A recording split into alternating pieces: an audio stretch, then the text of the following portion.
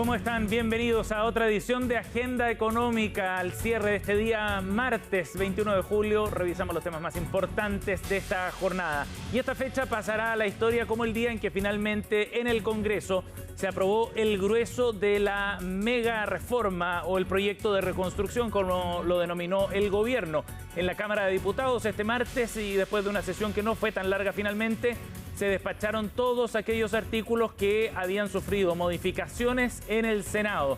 La Cámara de Diputados tenía que revisar cada una de esas propuestas que hizo la Cámara Alta y en ese contexto entonces se lograron los quórums y los apoyos necesarios para despachar la inmensa mayoría de esos artículos. Aquellos cambios importantes como la invariabilidad tributaria, por ejemplo, que sufrió modificaciones relevantes en el Senado, recibieron el visto bueno.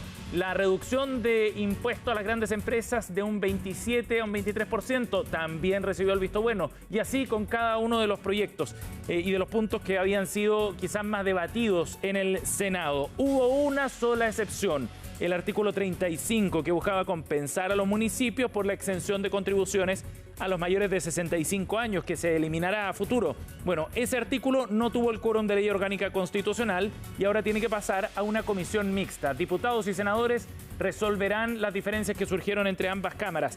Y queda acotado solo ese punto, por lo que se espera una tramitación bastante breve.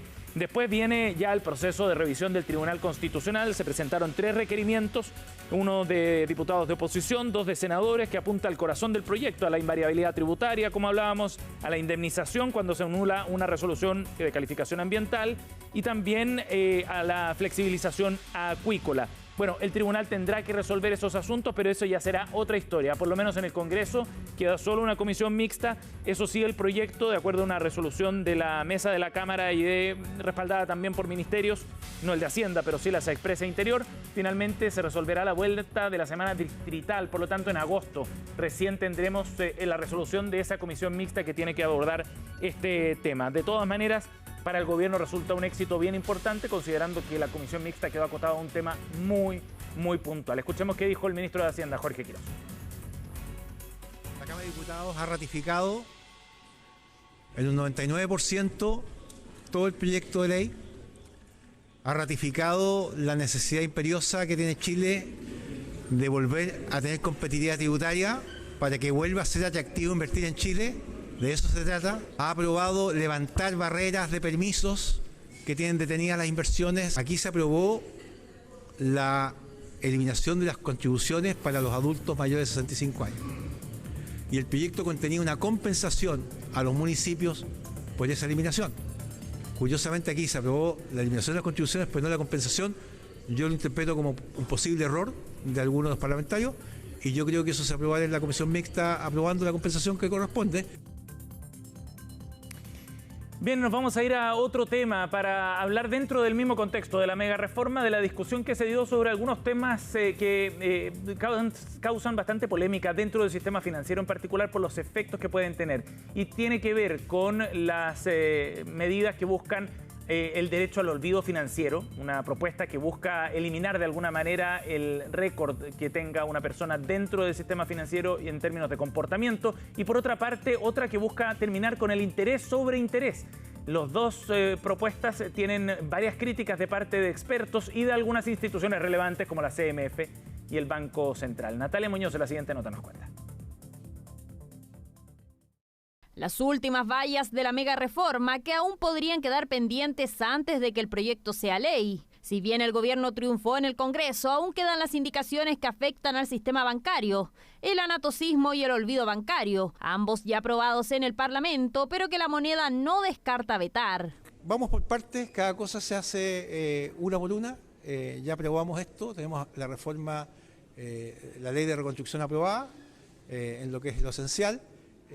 Ya veremos la comisión mixta y ya veremos qué es lo que pasa con las otras normas.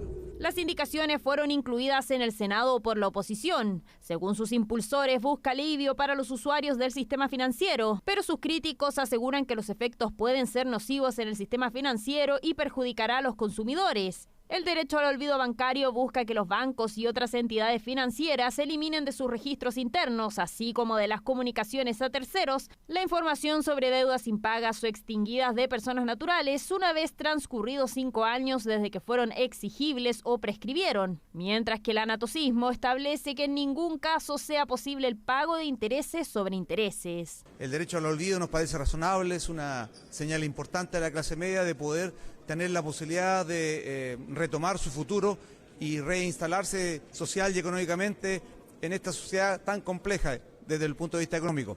También el anatocismo, el hecho de no cobrar intereses sobre intereses, es de toda justicia. Una norma que va a permitir que toda la gente que tiene registro de deudas que ya no son cobrables hace 5, 10, 15, 20 años puedan tener una segunda oportunidad. Nosotros esperamos que respeten la voluntad que hoy día se ha expresado en una norma que no tiene ningún vicio de constitucionalidad. Desde el oficialismo pidieron reserva de constitucionalidad ante ambas normativas, las que ya han sido criticadas por el sector financiero. Nosotros esperamos que el veto de parte del gobierno sea lo que primero lo veamos, dado que hay un compromiso de que eso ocurra. Una madre o una familia que tiene una libreta de ahorro para la vivienda que hoy día no pueda capitalizar intereses, me parece que es una medida que es muy grave. Y el tema del olvido financiero, particularmente, por ejemplo, para trabajadores que hoy día solamente pueden acceder a crédito en las cajas de compensación, sería un tremendo problema. Particularmente, los cuestionamientos advierten que en el caso del olvido financiero dificultaría la evaluación de riesgo de las personas que soliciten financiamiento. Esto, los efectos prácticos, es casi un perdonazo. El sistema financiero, ante la falta de información, va a reaccionar de dos maneras: o restringiendo determinado tipo de crédito preventivamente, o bien ajustando precios pensando que su posibilidad de calcular las pérdidas reales es peor. En tanto, el anatocismo ha sido catalogado por economistas como una prohibición inédita que no existe en ningún otro país y que de todas maneras la prohibición de intereses será traspasada a los usuarios y podría afectar sobre todo a créditos largos como el hipotecario. La eliminación así a rajatabla del anatocismo, ¿no es cierto?, tampoco se ve como algo positivo, porque hoy día, ¿no es cierto?, básicamente no habría ningún incentivo a las instituciones financieras a poder hacer una reprogramación de un crédito o alguna renegociación de un crédito, sino que básicamente iría, ¿no es cierto?, directamente, obviamente, a la cobranza judicial. Medidas que buscan proteger a las personas en el sistema financiero, pero que podrían tener un efecto contrario. Ambas aprobadas en el Congreso, pero a la espera de la acción del Ejecutivo que las podría vetar. Uno de los puntos que finalmente quedó restringido dentro de la mega reforma tiene que ver con el crédito tributario al empleo. De un abanico más amplio de la economía, finalmente se resolvió aplicar este crédito solo al sector de la exportación de servicios digitales. Es una industria acotada en Chile, pero que está tomando cada vez más fuerza y que el gobierno quiere estimular. Pilar Gutiérrez nos cuenta en qué consiste este sector y cuáles podrían ser los efectos de esta medida. Focalizar el crédito tributario al empleo fue uno de los principales cambios a la propuesta original del proyecto de reconstrucción nacional del gobierno, y es que el alto costo que significaba la iniciativa obligó al Ejecutivo a acotarlo. Ahora aplicará únicamente a la exportación de servicios basados en el conocimiento. Hablamos de talento chileno que se envía al mundo. Estas exportaciones son servicios como desarrollo de software, ingeniería, arquitectura, consultoría o investigación, que hoy pueden entregarse desde nuestro país a cualquier mercado de forma digital. Es uno de los sectores más dinámicos de nuestra economía. En 2025 superó los 3.000 millones en exportaciones y sigue creciendo con fuerza. De hecho, este primer semestre ya muestra un aumento de más del 17% con respecto al año pasado. Un sector en donde el Ejecutivo ve alto potencial de desarrollo hacia adelante, dado el uso intensivo de tecnologías y el fuerte desarrollo de la economía digital, que es transversal a muchos rubros. Una iniciativa como esta busca posicionar a Chile en un sector de la economía que es altamente competitivo, pero también de alto valor agregado. Y si llegásemos a quintuplicar lo que hacemos hoy, la industria de exportación de servicios sería uno de los pilares fundamentales del desarrollo económico del país. En concreto, podrían aplicar servicios de desarrollo de software, servicios en la nube, aplicaciones, inteligencia artificial, ciberseguridad, así también como los relacionados a industrias creativas y contenidos digitales. El sector financiero también está involucrado. Es una noticia muy buena. Somos el país con mayor cantidad de fintech per cápita de Latinoamérica. Un poquito más de la mitad de todas las fintech que hay más de 500 fintech en Chile, ya están operando en otros países. Y el restante, la otra mitad, el 85% quiere exportar servicios digitales financieros. Por primera vez se reconoce formalmente a la economía digital como un sector estratégico. Nos estábamos quedando atrás frente a nuestros vecinos. Argentina, Colombia, Brasil tienen políticas de fomento de la economía digital y han crecido mucho en exportación de servicios basados en el conocimiento. Las empresas de este sector podrán cubrir el 15% de las remuneraciones de los trabajadores, siempre que entreguen el servicio a distancia por medios digitales a personas sin domicilio ni residencia en el país. El crédito podrá aumentar 5 puntos porcentuales para trabajadores fuera de la región metropolitana. Un ejemplo que podría aplicar es la fintech chilena Red Capital, que presta servicios tecnológicos en Perú y Colombia. Por ejemplo, nosotros tenemos toda la plataforma de financiamiento para bancos e instituciones financieras, con módulos desde evaluación de riesgo hasta la cobranza, etc. También se consideran en la categoría las asesorías a empresas y la gestión de proyectos de ingeniería. Este tipo de prestaciones también se entregan en sectores relevantes de la economía nacional, como la minería, que cada vez gana más terreno en la exportación de servicios hacia otros países. Hoy día se han desarrollado capacidades muy sofisticadas como desarrollo de software, control de activos, gestión remota de operaciones y muchos servicios de ingeniería. No obstante, el nivel de exportación sigue siendo muy bajo. Creemos que con este impulso se va a acelerar la exportación hacia los países mineros. Nos parece una definición positiva porque reconoce que Chile no solo puede exportar materias primas, sino también conocimiento, software y tecnología. Tenemos profesionales altamente capacitados y experiencia en industrias como la minería, lo que nos permite desarrollar soluciones desde Chile para competir en mercados internacionales. Definición del gobierno que busca potenciar un sector clave y que ya está en expansión. En 2025 las exportaciones chilenas de servicios crecieron 11%, cifras que el Ejecutivo espera sigan aumentando con esta medida. Bien, y vamos a cambiar de tema para revisar detalles de los efectos que ha tenido el sistema frontal o los sistemas que están afectando a la zona centro-norte y centro-sur de nuestro país. Los catastros están en evolución todavía, no han concluido, pero el daño se entiende es bien extendido.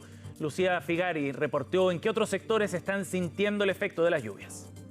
El sistema frontal que se encuentra afectando a nuestro país ha traído consigo grandes consecuencias. La agricultura y pequeñas empresas no han quedado fuera de esto. Desde la empresa Colliers confirman una estimación del gasto de este sistema frontal, el cual ronda entre los 400 millones de dólares. Esta cifra se duplicó desde el domingo. Por su lado, el agro ha tenido el mayor gasto en infraestructura, donde se confirma que los fuertes vientos y las fuertes lluvias han llevado consigo destrucciones en los sistemas de regadío, pozos y diversos artefactos de este tipo. Por otro lado, respecto a la fruta, aquellas que son de la temporada de invierno se han visto fuertemente afectadas, como la palta y los cítricos. Aún es muy anticipado para evaluar el impacto real que pueda tener este sistema frontal en nuestra industria de paltas de Chile. Estamos monitoreando de forma constante la situación en contacto directo con nuestros socios en las distintas zonas productivas, que es mayoritariamente entre la región de Coquimbo y la región de Higgins. Por ahora sí existen indicios de algún nivel de pérdida de fruta, producto de las lluvias y las altas velocidades de los vientos. Respecto a la cadena de logística, desde el gremio de camioneros confirman cortes en la Ruta 5 Norte. Además, confirman que diversos camiones se encuentran atrapados en la carretera. Respecto a las pequeñas empresas, se estima que 160.000 pymes han sido afectadas por este sistema frontal y 700.000 pequeños comercios con afección directa, significando una pérdida de hasta 80 millones. Hoy estamos trabajando como gobierno en recuperar la conectividad, tanto infraestructura vial como conectividad de suministro eléctrico y de telecomunicaciones, y luego en una segunda fase disponibilizaremos los fondos necesarios para poder cubrir las pérdidas materiales efectivas que hayan tenido las pymes en las provincias más afectadas por este temporal. Desde el gremio agrícola del sur de nuestro país focalizan su preocupación en las futuras lluvias durante el mes de agosto y septiembre, ya que la fruta cosechada durante esa temporada no se encuentra preparada para precipitaciones de este tipo. Lo que sí nos está preocupando es lo que pueda ocurrir de aquí al futuro, porque si se prolonga mucho esta corriente del Niño que dicen que viene con tanta fuerza y ya se está demostrando así, no sabemos qué va a pasar en primavera. En primavera, lógicamente, cuando estén ya los árboles en floración, cuando tengamos árboles que estén recuperando sus hojitas, ahí lógicamente los vientos y las lluvias causan más daño, sobre todo si hay flores en los árboles, desde el punto de vista de la fruticultura. Y también las heladas que eventualmente puedan caer. Así que va a depender un poco de cómo perdure esto, hasta qué fecha vamos a seguir teniendo lluvias. Lucía Figari con el reporte entonces de una situación que por supuesto se está monitoreando. El catastro definitivo seguramente tardará algunos días más. Nos vamos a ir a una pausa con esta información. Al regreso volvemos con la entrevista de hoy de Agenda Económica.